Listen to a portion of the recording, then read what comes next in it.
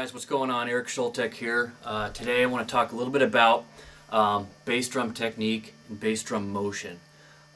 First and foremost, this video, isn't for to placate my ego by any means. I got a long ways to go on my technique as well, but it's more for education, because that's what drums should be all about, is sharing your knowledge and your experience with other drummers. Because I mean, let's face it, there isn't anything really that hasn't been done before by somebody else.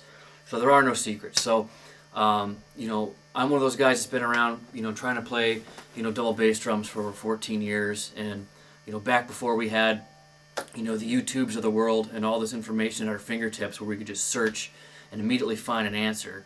Remember the days of watching like Headbangers Ball or MTV, hoping your favorite, my favorite video would come on and I could catch that drummer and try to check out, one of his techniques, or always wondering how he played that part. So, oh man, I hope they show him, So, there's a lot of stuff out there, a lot of good stuff, but a lot of stuff that'll steer you in the wrong direction when it comes to drumming. And, there isn't really a lot of good stuff out there on bass drum technique, how to set up your pedals to make them work efficiently, in that sort of thing, the right motions, etc. So, fortunately, I've had the privilege to study under some of the best bass drum players, in my opinion, in the world. So the stuff that they've shown me, it's really opened up my eyes, and I want to share some of that stuff with you. So first and foremost, there is no technique that's going to make you start playing 250 BPM 16th notes tomorrow.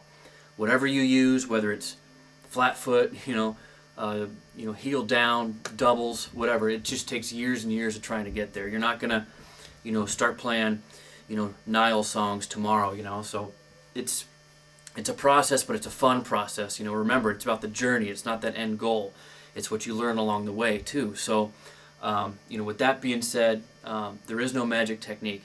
The other point I want to make is stick with your technique. You're gonna go through peaks and valleys of it, but stick with it. Don't think, oh, this heel up isn't working for me, I'm going to start doing heel down. You should try all of them, of course, but don't, start switching up techniques and stuff thinking you're going to find the magic answer tomorrow, because that's only going to slow down your progress. So stick with your technique. The body will figure out a way to get to your goal. Derek Roddy says that all the time, and it's true. If you want to progress from playing 180 BPM to 190, 200, 210, whatever, just keep after it. Your body will figure out the motion. Your motion may be a little different from the motion I'm going to show you, but that's fine. If you play doubles, for example, I don't play doubles, but if you play doubles, pursue that. There's a million ways to skin a cat, as they say. So this is not the be-all, end-all of bass drum techniques. This is just a little bit of information that I gathered that really helped me out to get me to the speeds that I've wanted to get to. That's called tapping. That's not playing drums. One thing that I'm really serious about, and what I've learned and what I'm going to teach today, is really getting a big motion out of the bass drum, getting some power, because there's a lot of power there. Okay, main important point about the motion is what your hands can do, your feet can do. So if we study the motion, you want to be able to pass on what you see your hand doing to your feet. Okay? So as you see, with a slower tempo, you're using more of a motion. You may get a little bit of a shoulder, some elbow going, big wrist movement. But as you speed up, things get a little bit more quiet and controlled. You see there's less motion, nothing from the shoulder, a little bit from the elbow, a lot of wrist. Then as you get to a certain point, it's mostly wrist and fingers. Then you get to a point where it's wrist and fingers. You can see this is all still here. I'm relaxed. As you slow down, more motion. It's going to be the same thing with the feet. I'm going to show you a close-up of that. One thing I want you to notice is the big swing you're going to get with the beater at these high speeds. There's a wall about 200 BPM if you're doing eighth notes, where it'll switch to the ankle motion automatically.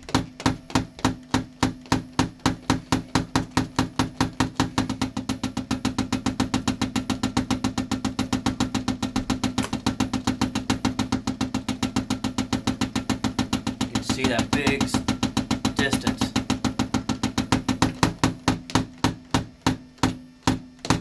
The motion to start practicing, is kind of that, just bouncing your heel up and down.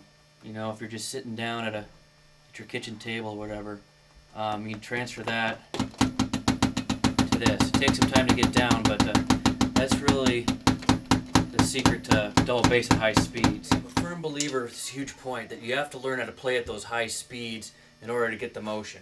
If you're in your basement, playing 15 minutes a day, 180 BPMs or whatever, that's great. You're going to be playing 180 BPMs for 15 minutes, whatever, 5 years from now. But not until you go above that 200 BPM mark and at least try the motion for a bar or two is gonna make you learn it. Big point. You have to at least attempt to play the motion. Your body's gonna figure it out. So don't accept those barriers. So if you can watch the motion, you'll notice that as I go from more of a full leg, just like my arm, to less motion here, it's flat. Everything's moving from down here. And then as the stroke is slower, it's more of a full leg motion. We're going to do eighth notes on the right hand, say the hi-hat. For the sake of this, I'm doing it on the pads. Snare on 3. And we're going to do quarter notes on the bass drum. 1 and 2 and 3 and 4 and 1 and 2. You switch to eighth notes. 1 and 2 and 3 and 4 and 1. Into 16th notes.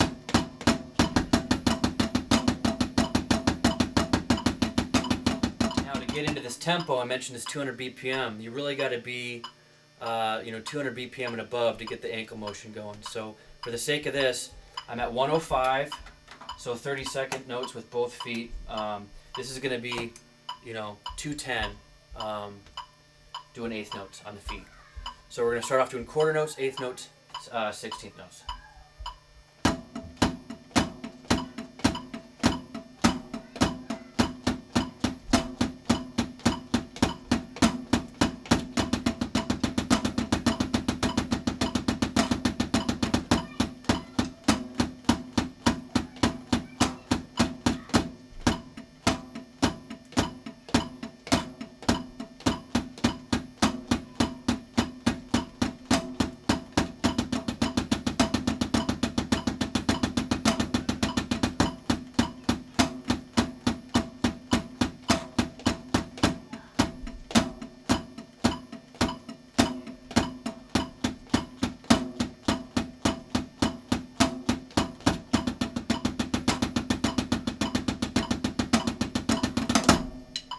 Notice that that's all controlled, it's all fluid, 3 different tempos. Work on those 3 different tempos so your body gets the feel of the different motions.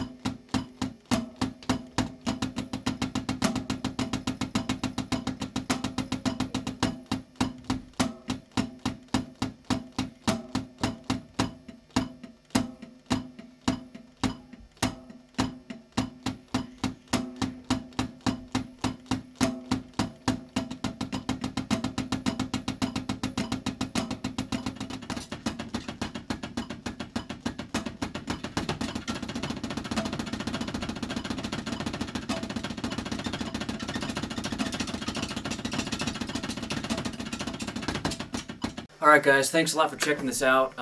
Like I said, this is the first one. I'm going to come out with a few more.